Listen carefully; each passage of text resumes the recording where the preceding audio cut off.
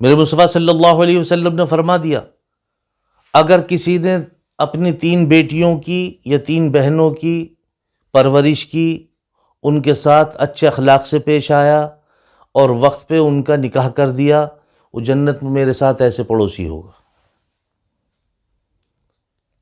آگے فرمایا کہ اگر کسی نے اپنی 2 بہنوں کی یا 2 بیٹیوں کی پرورش کی، ان کے ساتھ اچھے اخلاق سے پیش آیا اور وقت پہ ان کا نکاح کر دیا، وہ بھی میرے ساتھ جنت میں ایسے پڑوسی ہوگا۔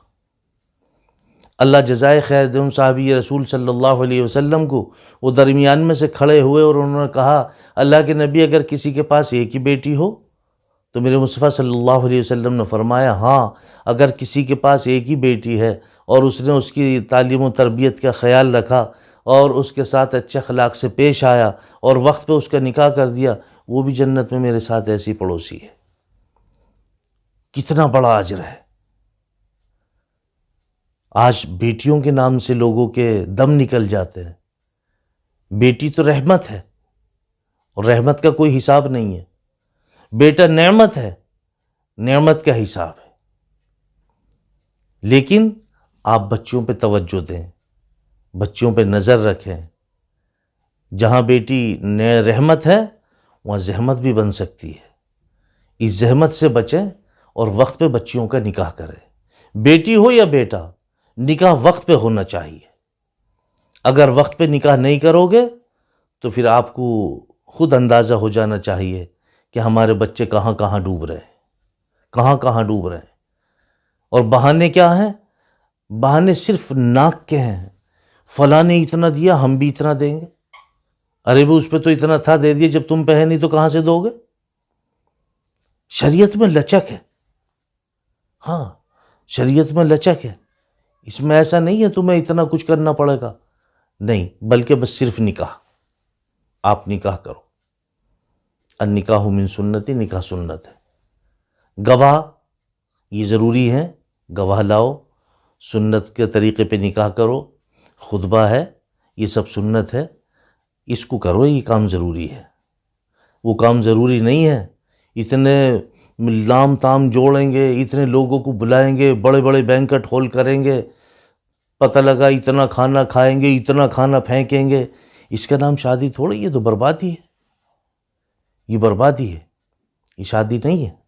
شادی کو شادی کر لو، آسان ہو جائے گا، شادی کو شادی کر لو، آسان ہو جائے گا، ورنہ حال آپ کے سامنے ہے امت کا۔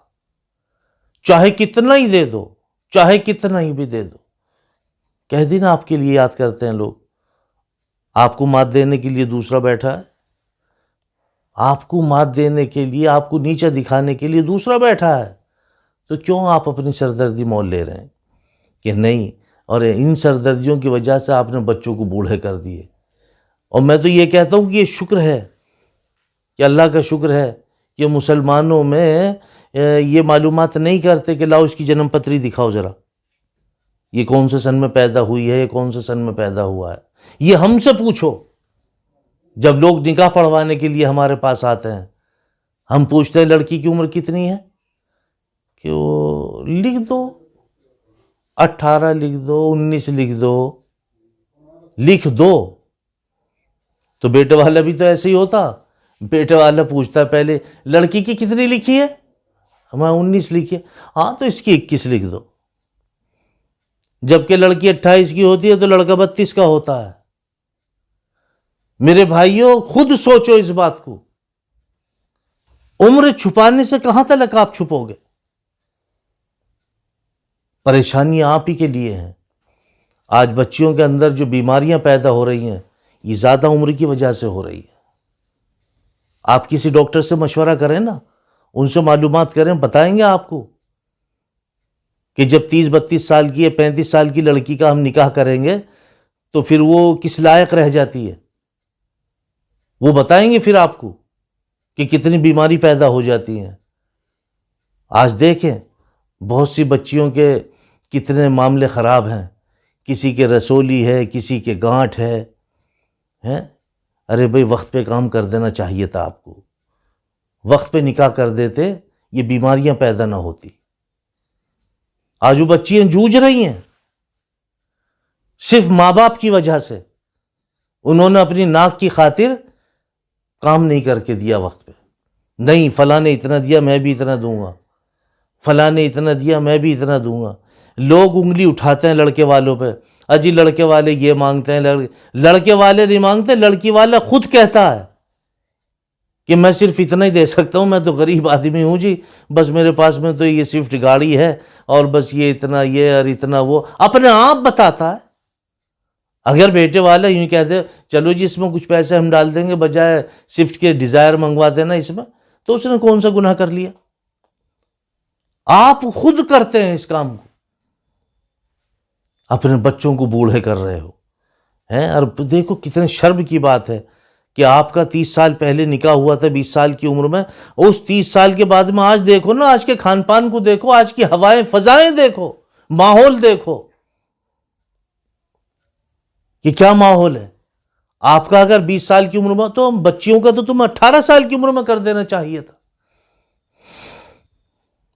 بہت لوگ ہیں ایسے، پوچھتے ہیں بیٹے سے اب تیری عمر 25 سال کی ہو گئی بھائی، اب میں چاہ رہا ہوں تیرے لیے رشتہ ڈھونڈوں.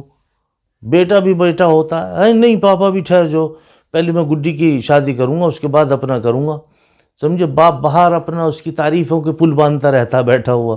لڑکا بہت سمجھدار ہے، بڑی سوجھ بوجھ کا ہے، بہت فکر لیے ہوئے ہے، دل پہ بڑا اثر رکھتا ہے. میں منع کرتا ہوں ابھی تو میں بیٹھا ہوں، میں زندہ ہوں، کیوں خام و خواہی کا تو بوجھ اٹھا رہا، میں کیا ہوا. وہ لڑکا یہی کہتا، میں نے کہا تھا اس سے بھائی اب تیرا رشتہ کر دوں، 25 سال کا ہو گیا ماشاءاللہ، کہ بھئی میں اب رشتہ کروں. منع کر رہا ہے، کہہ رہے نہیں ابھی پاپا 2 سال رہنے دو، کیونکہ پہلے گڈی کا کروں گا اس کے بعد میں اپنا کروں گا.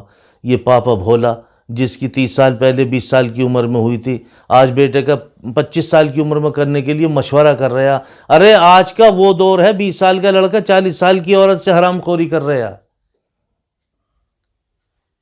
اور خود ولی بنا پھر رہا، پھر پوچھتا پھر رہا کہ نہیں میں پوچھ لوں.